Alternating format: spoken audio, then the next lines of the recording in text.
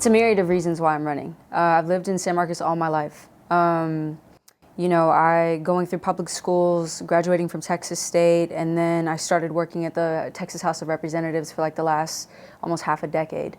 And through all of that experience, I've come to realize first and foremost that if we continue to rely on just the state to take care of us, we will be worse off for it. I think now more than ever, it is on us as municipalities to sit there and create safe spaces for our people because of the fact that the state won't do it. And so after years of organizing in this city, living here, having my family here, having my friends here, I just think what better time than now to actually create that space that I'm talking about, and fight for a better San Marcos too.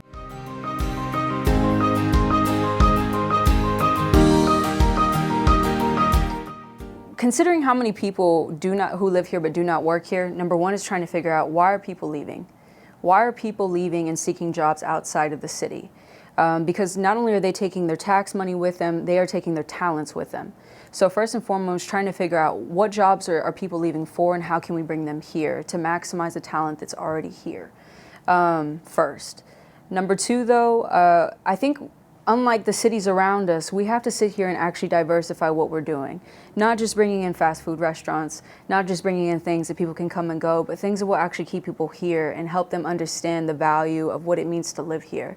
I think oftentimes when we're developing sort of what we're doing for businesses, it's to attract, not retain.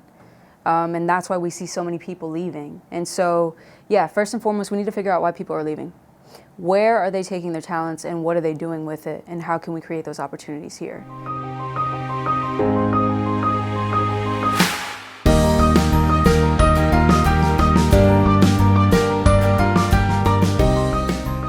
So that relationship has to be more harmonious.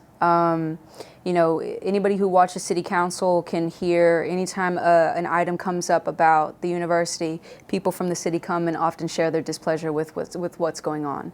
And whether people like it or not, the university will continue to grow and it will be here. And you have people like me who went from our public schools, went into Texas State and wanted to create a life and stay here. And I don't think that us coming to people with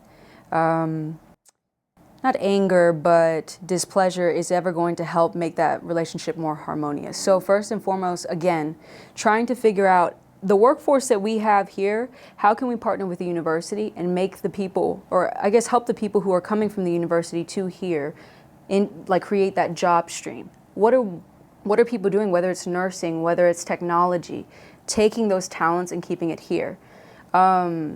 Number two, though, I think when it comes to especially university expansion, we have to sit there and do better at creating public forums between university officials and community members prior to any decisions being made.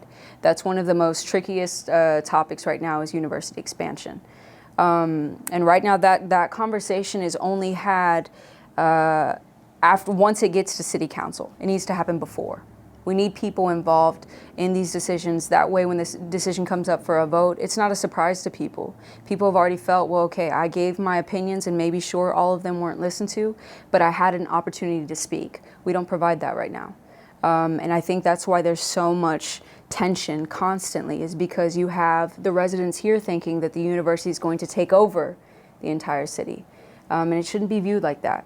So I think also that we're already doing really great things too with our district, our public school districts and the university, and giving people those opportunities to go to school there. I think we need to continue to expand upon that.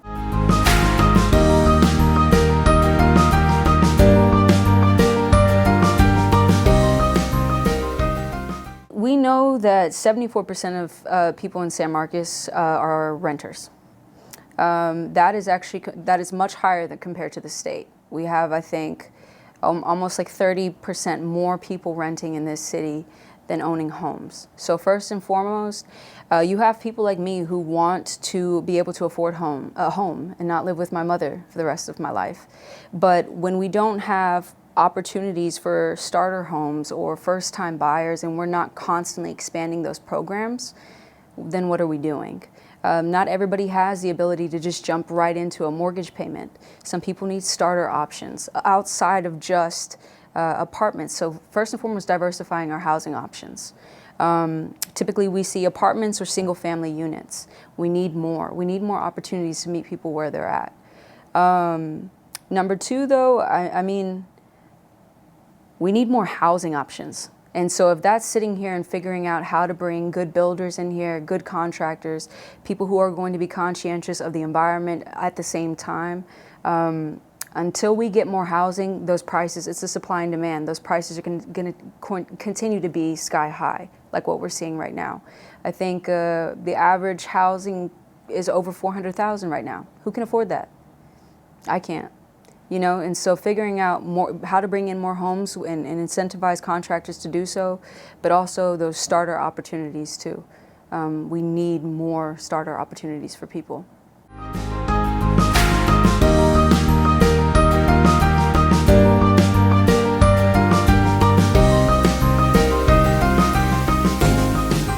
So that's a critical question. I think this is the question that comes up the most in housing discussions, not just currently, but historically, is how can we build more housing? But it's almost as if how can we build more housing in only certain areas? And that's why you see certain parts of San Marcos have tons of apartments compared to the west side of San Marcos, really keeping its historical preservation intact. I think first and foremost, there has to be conversations on how we can do both.